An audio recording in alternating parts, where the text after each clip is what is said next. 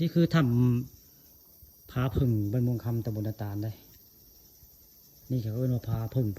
ทำผาพึ่งบรรมงคำตำบลนาตาลล่ะนี่ตอนบ่ายเมื่อนี้ผู้ข้าปานคำผสมได้พามาเบิ่ง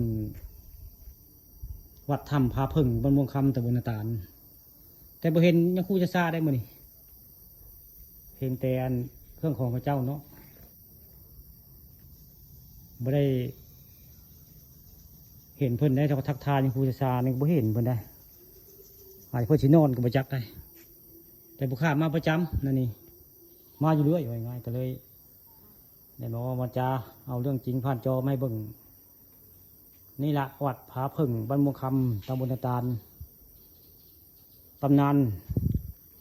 เมืองลำลุกบางบดเมืองเลของนายป๊อกลุงป๊อกได้ก็หายในบริเวณนี่ละ2 มื้อ 2 คืนได้ลุงป๊อกออกคลิปผู้ข้าไปอยู่ได้ผาพึ่งบรรมงคำตำบลนาตาลนี่ตำนานเลยเพิ่นยังมีชีวิตจะได้ลุงป๊อกนั่นก็ได้ลุงป๊อกบรรมงคำตำบลนาตาลยังมีชีวิตอยู่ได้มาวันนี้เห็นหางพึ่งเดินบน2 หางแต่โทษปุ๊บหางพึ่งก็มีได้ถ้าก้าวมาบริเวณหางพึ่งวันนี้เห็นหางพึ่งว่า3 หางไปแล้วเนาะมีหางพึ่งเดินวันนี้สมศรีกวัดผาพึ่งวันนี้เห็นหางพึ่งแล้วตัวโทษอยู่นานแล้วบุคคลปริมาณเนาะมาถ่ายทำนี่นานแล้วได้มันได้มาบริเวณทำผาพึ่งบรรมงคำแต่ว่าเห็นรถจอดคิดว่าจะมีพระมาเพิ่มตามเบิ่งได้แล้วก็มาเห็นหางพึ่งหางบ้างใหญ่แต่ตะโกนบ่เห็นนะมาตะโกนบ่เห็นหางพึ่งมาไม่ได้เห็นหางพึ่งนะครูสมชื่อกับผาพึ่งบรรมงคำตำบลนาตาลในวัดผาพึ่งนี่ได้นี่แหละตำนานอันพระอาจารย์เปาเพิ่นได้เห็นบริเวณนี่แหละที่เพิ่นเล่าให้ฟังได้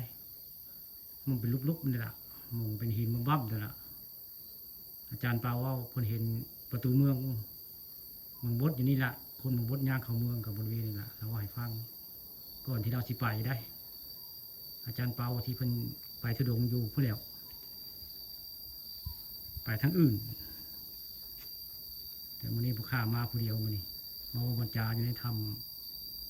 ผาพึ่งบรรมงคำตำบลนาตาลผมไปชัยภูมิบ่รู้ได้ไปชัยภูมิเลยอาจารย์เปาที่เพิ่นได้สร้างรางบันไดเลียดนี่แหละ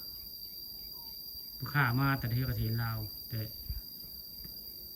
มีอาจารย์รูปใหม่มาอยู่ได้ตอนบ่ายวันนี้ผู้ข้ามาผู้เดียววันนี้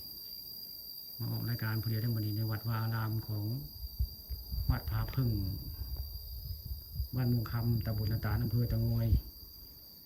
เขตปกครองของท่านกำนันมิตรได้นะกำนันมิตรกับหมู่เพื่อนผู้ข้าได้กำนันมิตรก็ได้หมู่สมัยเรียนได้กำนันมิตรหมู่สมัยเรียนเพื่อนเป็นกำนันดอกผู้ข้านั้นมาพบตัวตนมาเป็นเส้นทางสาย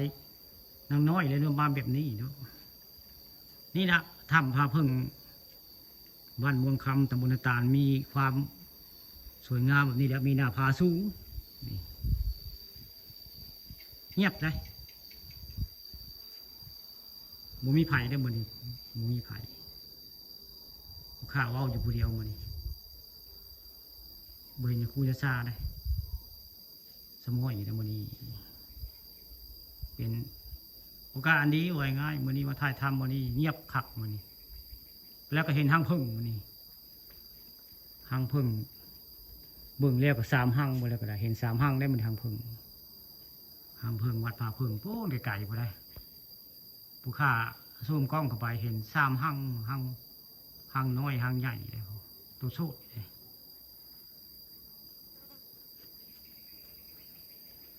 นี่ละวัดถ้ำผาพึ่ง